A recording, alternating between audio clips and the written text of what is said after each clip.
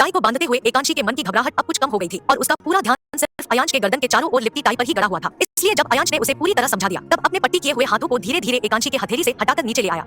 अपने हाथ को अयांश के पकड़ से आजाद पाते ही एकांशी ने बिना देरी किए उस टाई के पकड़ा और उसके सिखाए अनुसार टाई को बांधने लगी। सभी स्टेप को सही करने और टाई को आसानी से बंधता हुए देख उसके होंठों के कोने थोड़े ऊपर हो गए और उसकी आंखें खुशी से चमकने लगी। उसके एक्सप्रेशन इस वक्त ऐसे थे जैसे वो किसी मुश्किल काम को कर उसमें सफलता हासिल कर चुकी थी।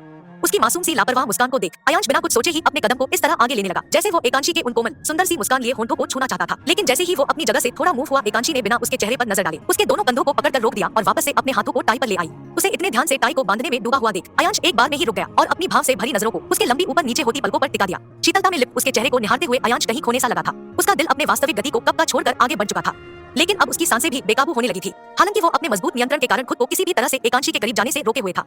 इसलिए जब एकांशी ने उसके टाई को बांध लिया तब अपने चेहरे पर एक बड़ी सी विजय मुस्कान लिए बोली, मैंने कर लिया। इतना कहने के बाद एकांशी टेबल से उतरने के लिए नीचे फर्श की तरफ देखते हुए अपने पैर को उठाकर नीचे करने लगी।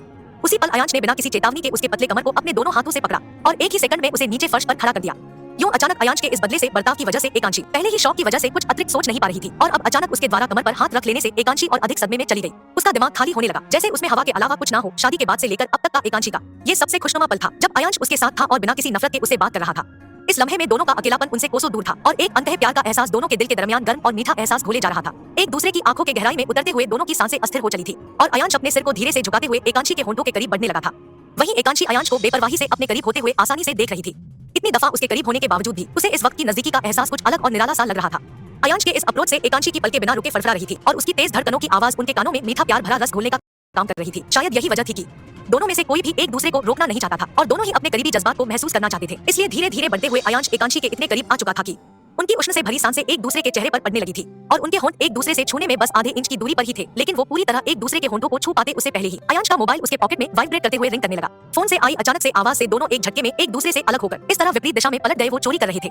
वो मैं अपना बैग लेकर आती हूँ। पीछे पलटने के 5 सेकंड बाद ही एकांशी ने लड़खड़ाई सी आवाज में कहा और अपनी शर्म से लाल हो चुके गाल को अपने हथेली से ढकते हुए वहाँ से तेजी से एंट्रेंस डोर की तरफ भाग गई। एकांशी को जल्दबाजी में रूम से बाहर निकलता देख अयांश उसके असहज हो चुकी स्थिति को समझ गया, जिसकी वजह से वो भी कुछ अनकंफर्टेबल हो गया। हालांकि कहीं ना कहीं ऐसे मोमेंट में फोन के बजने से उसे थोड़ा गुस्सा भी आ गया था। इसलिए उसने अनियंत्रित तरीके से लगातार बज रहे फोन को अपने पॉकेट से बाहर निकाला और बिना देखे ही उसे रिसीव कर कान से लगा लिया। यस, अयांश सख्त लहजे में ही बोला, जिसके 1 सेकंड बाद ही दूसरी तरफ से नक्श की तेज उत्साहित आवाज आई, भाई आपको मिस कर रहा था तो सोचा कॉल कर लूं, लेकिन मैं तुम्हें बिल्कुल भी मिस नहीं कर रहा था और मुझे इस तरह कॉल करने की जरूरत नहीं है। अयांश उसके चिल्लाने की वजह से अपने कान से फोन को अलग कर बोला, आप गुस्से में हैं क्या? एकांशी से झगड़ा हुआ है क्या? क्या आपने उन्हें हर्ट किया? क्या वो रो रही है आपकी वजह से? कहाँ है अभी वो? नक्श फोन की दूसरी तरफ से कलमलाई से आवाज में एक सवाल के खत्म होते ही दूसरा सवाल पूछने लगा।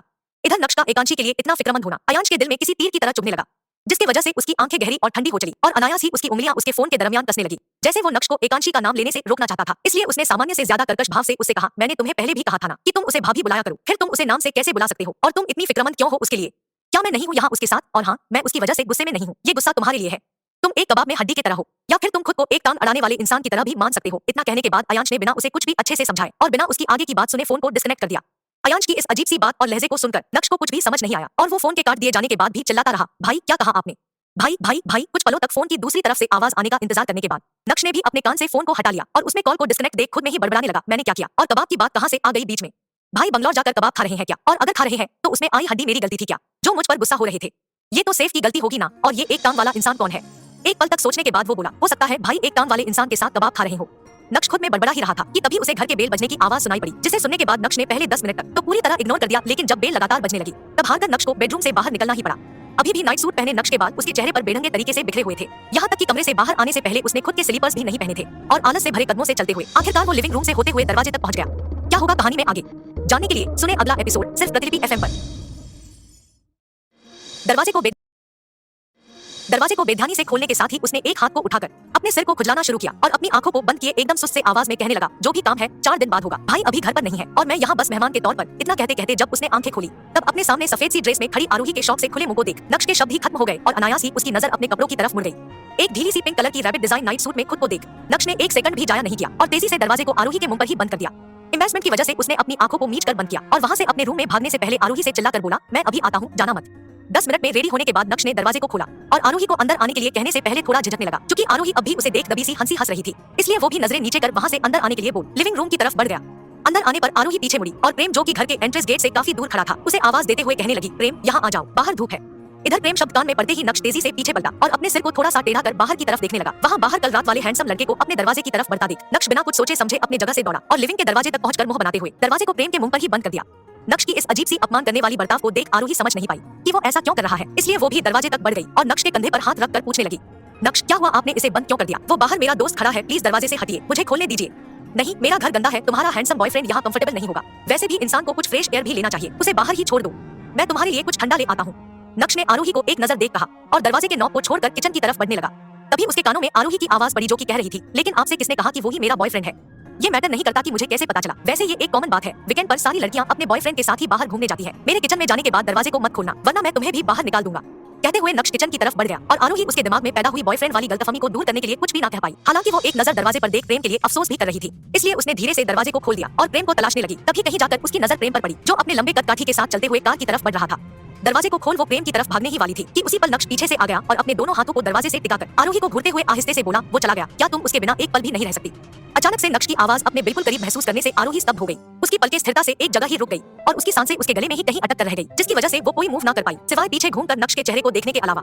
बिना प्लानिंग के करीब आने से आरोही की धड़कनें पागलों की तरह तेज हो गई और शर्म से उसके गाल भी कुछ हल्के गुलाबी पड़ने लगे, जिस पर नक्श की नजरें आसानी से पड़ रही थी। इसीलिए लगभग 2 मिनट तक आरोही की धड़कनों की आवाज सुनने और उसके शर्माते एक्सप्रेशन को देख नक्श मुस्कुराते हुए बोला, तुम ब्लश क्यों कर रही हो? क्या मेरा करीब आना तुम्हें इतना इफेक्ट करता है क्या? नहीं, दूर हटिए आप, आरोही घबराहट के साथ बोली और अगले ही पल नक्श को अपने आप से दूर धकेलकर वहां से सोफे तक दौड़ गई। पैनिक मत करो, मुझे पता है तुम्हारा बॉयफ्रेंड है, इसलिए मैं अपनी हद नहीं भूलूंगा, नक्श कहते हुए आरोही के सामने आकर खड़ा हुआ और उसे पानी से भरा एक गिलास पास करते हुए वापस से कहने लगा, वीकेंड कर यहाँ क्यों आई हो, कुछ काम है क्या? हाँ, नक्श के हाथ में एक पेन ड्राइव देते हुए आरोही बोली, इसमें कुछ साइट्स और डिटेल्स है, आप देख के अयांश सर से साइन ले लीजिएगा, कल इसकी प्रेजेंटेशन है तो ये काम खत्म करना जरूरी था। आरोही मुस्कुराते हुए बोली और पानी के गिलास को टेबल पर वापस रखकर खड़ी हो गई, बस इतना ही काम था, अब मैं चलती हूँ। आरोही को इतनी जल्दी अपने आप से दूर जाता देख नक्श संक्षिप्त भाव से उसे रोकते हुए बोला, इतनी जल्दी क्यों? मेरा मतलब है तुम बस अभी आई हो, क्या तुमने नाश्ता कर लिया है? नहीं, पर प्रेम मेरा बाहर इंतजार कर रहा है, मुझे जाना चाहिए, नाश्ते के बारे में पूछने के लिए शुक्रिया। इतना कहने के बाद आरोही ने एक नजर नक्श के बिना वजह उतरे चेहरे को देखा और फिर आगे कुछ भी कहे बिना तेजी से घर के बाहर निकल गई। कार तक पहुंच आरोही ने प्रेम से नक्श के बर्ताव के लिए माफी मांगी और आगे के पैसेंजर सीट का दरवाजा खोल उसमें बैठने से पहले बोली, पहले कुछ खिलाओ मुझे, फिर शॉपिंग पर चलेंगे। ओके, प्रेम ने कहा और अपने हाथ को उठाकर आरोही के सिर को स्नेहपूर्वक सहलाने लगा, जिस पर आरोही ने अपने एड़ियों को हल्का सा ऊपर किया और एक झटके में प्रेम के सेट किए हुए बालों में हाथ डालते हुए उसे बिखेर दिया। ऐसा करने के 1 सेकंड बाद ही उसकी खिलखिलाहट भरी हंसी वहां के वातावरण में फैल गई, जो कि अपने घर के एंट्रेंस पर खड़ा नक्श साफ तौर से देख रहा था और पता नहीं क्यों लेकिन आरोही का प्रेम के प्रति इतना प्यारा होना उसे बिल्कुल भी सहन नहीं हो रहा था। एक अजीब सी घृणित एहसास उसके दिल के कोनों में जगह बनाने लगी थी और उसे अपने शरीर के अंदर गर्म ज्वाला सी फूटती हुई महसूस होने लगी। इसलिए जब उसने आरोही की अलहड़ हंसी सुनी तो बिना कुछ सोचे उसने अयांश के मेंशन के मेन गेट को लॉक किया और लंबे लंबे कदमों से चलते हुए आरोही और प्रेम को अलग रखने के मकसद से उसके पास चला गया। एक बार जब वो उनके कार के करीब पहुंचा तो अपने चेहरे पर एक विचित्र जलन भरी मुस्कान लिए हुए उसने सबसे पहले प्रेम के हाथ को सख्ती से पकड़ा और आरोही के सिर से अलग कर कहने लगा, क्या आरोही तुम्हारी डॉग है जो तुम बार बार उसके सिर को सहलाते हो क्या? प्रेम अचंभे से बोला, लेकिन इससे पहले कि वो आगे भी कुछ कहता उससे पहले ही आरोही अचानक आक्रामक तरीके से प्रेम को पीछे करते हुए नक्श के सामने खड़ी हुई और झपटते हुए बोली, आप मेरी एक कुत्ते से तुलना कैसे कर सकते हैं? आपकी नजर में मैं एक कुत्ता हूँ क्या? क्या होगा कहानी में आगे जानने के लिए सुने अगला एपिसोड सिर्फ प्रतिलिपि FM पर।